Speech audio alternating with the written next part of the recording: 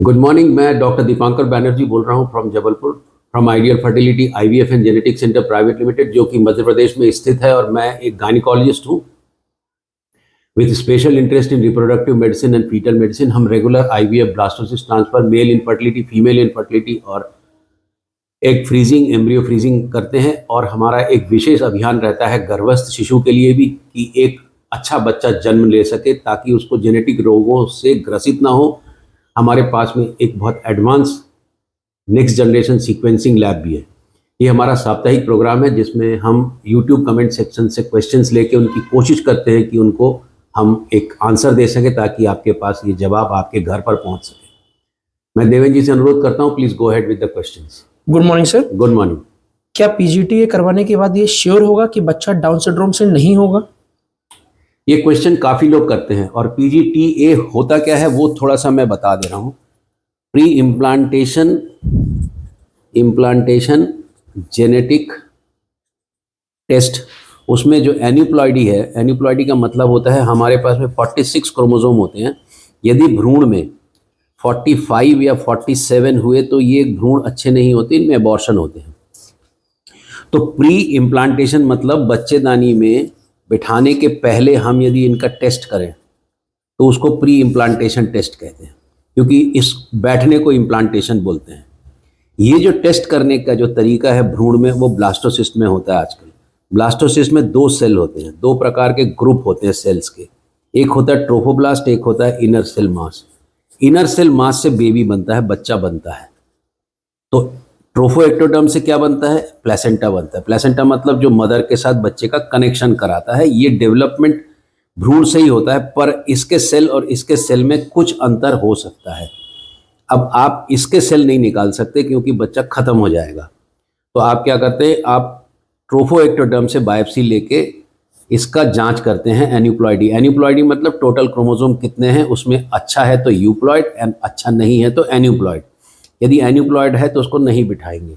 अब ट्राइसोमी 21 एक एन्यूप्लॉइडी है, तो क्या हम इस भ्रूण को जांच करके ये पक्का करने की इसमें ट्राइसोमी 21 नहीं है?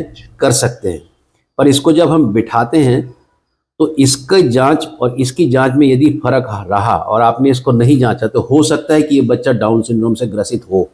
तो इसलिए हर प्रेगनेंसी को आप डाउन सिंड्रोम के लिए जांच करना बहुत जरूरी है। मुझे सेकंड प्रेगनेंसी नहीं हो रही है, ट्यूब कैसे ब्लॉक हो जाती है जबकि एक बेबी नेचुरल प्रेगनेंसी से?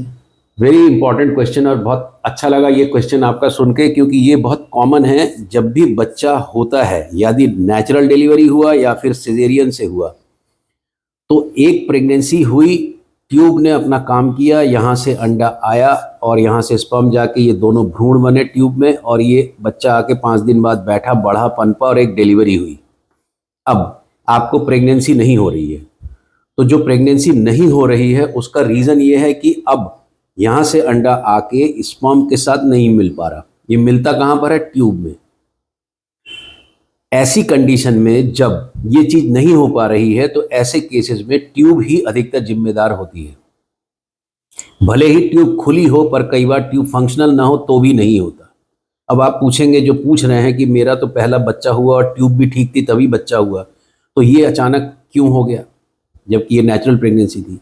तो ट्यूब में इन्फेक्शन सिजेरियन के बाद या फिर उसके बाद कभी भी हो सकता है। और यदि आपको चाहते हुए भी बच्चा नहीं हो रहा तो ट्यूब की जांच जरूर कर लें। यदि ट्यूब में प्रॉब्लम है और बच्चे की बहुत चाहत है तो या तो ट्यूब को रिपेयर करें, उसको लेप्रोस्कोपी बोलते हैं, या फिर आईवीएफ कराएं। मेरे एंटी स्कैन में कुछ प्रॉब्लम आई है, क्या करूं? एनआईपीटी या एमनियोसेंटेसिस? मैं हमेशा आपको किसी भी स्क्रीनिंग में, फर्स्ट टाइमेस्टर स्क्रीनिंग में, डबल मार्कर में, या फिर एंटी स्कैन में, या फिर टारगेट स्कैन में, या फिर क्वाड मार्कर में, आपको कभी भी आपकी रिपोर्ट में यदि ऐसा आए कि आपका बच्चे में प्रॉब्लम होने की संभावना है, वर्ड संभावना बहुत जरूरी है सुनना। जरूरी नहीं कि बच्चे में हो, उस संभावना को तलाशने के लिए फिर से एक संभावना वाली टेस्ट करना ठीक नहीं होता। तो मेरा हमेशा ये एडवाइस होता है कि आप उसको पक्की जांच करा के एमनियोसेंटेसिस करा लें। एमनियोसेंटेसिस ज़्यादा पेनफुल नहीं होता है, एक इंजेक्शन का दर्द तो होता है, बट उसमें एबॉर्शन भी नहीं होते, अभी तक नहीं हुए किसी को, और ना इन्फेक्शन होता है, और वो जांच 99.9% पक्की होती है। बेबी का मूवमेंट कब से समझ में आता है? मेरा 5th मंथ चल रहा है। एक टेंटेटिवली बोला ये जाता है, जिसको पहली प्रेगनेंसी हो रही है उसको बेबी का मूवमेंट मालूम ही नहीं कैसा होता है, तो अधिकतर वो 24 वीक्स मतलब 6-6.5 महीने में उसको एहसास होता है। दूसरा, जिसके पास पहले बच्चा हुआ हो और जिसको मालूम है बेबी मूवमेंट का फीलिंग कैसा होता है, उसको 5 से 6 महीने के बीच में बेबी का मूवमेंट फील होने लगता है। इसका मतलब ये नहीं है कि पहली प्रेगनेंसी में यदि 24 हफ्ते में बच्चा नहीं हिल रहा दिख रहा है तो अल्ट्रासाउंड करा लें। अल्ट्रासाउंड में आपको बच्चा हिलता हुआ दिख जाएगा तो आपको एक राहत हो सकती है। क्या 3rd मंथ में बेबी पूरा डेवलप हो जाता है? यस, 3rd मंथ में बेबी का पूरा स्ट्रक्चर बन जाता है। बेबी का बनने का सिस्टम बहुत अच्छा है। बेबी का जैसे हम कोई बिल्डिंग बनाते हैं तो उसका एक स्ट्रक्चर बनाते हैं, तो जो स्ट्रक्चर का ले डाउन होता है वो ले डाउन हो जाता है 10 हफ्ते, मतलब 2.5 महीने से 3 महीने के बीच में। अब आप ब्रेन छोड़ दें, ब्रेन का कई चीज़ों का डेवलपमेंट होता रहता है, पर जो मोस्टली स्ट्रक्चर बनता है वो बन जाता है।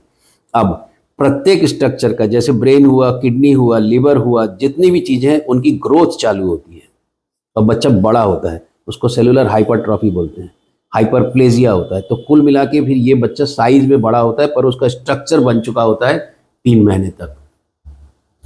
सुनने और जुड़ने के लिए इसमें एक पॉइंट और डाल देता हूँ कि ये जो 3 महीने का जो स्ट्रक्चरल डेवलपमेंट होता है, उस समय यदि कोई ऐसी चीज़ माँ के ब्लड से बच्चे के पास आ जाए जो कि पॉइजन हो या टॉक्सिन हो या कोई ऐसी दवाई जिसमें बच्चे के स्ट्रक्चरल जिस दिन बन रहा था जो भी सिस्टम उस दिन, तो उसमें फॉल्ट आ सकता है। तो ये ध्यान रखना चाहिए कि आप पहले 3 महीने में, खासकर लड़कियां जो यंग हैं, अल्कोहल नहीं लेना चाहिए, कोई दवाई ओवर द काउंटर नहीं लेना चाहिए। ये चीज़ें बहुत इंपॉर्टेंट है, नहीं तो बच्चे में प्रॉब्लम आ सकती है।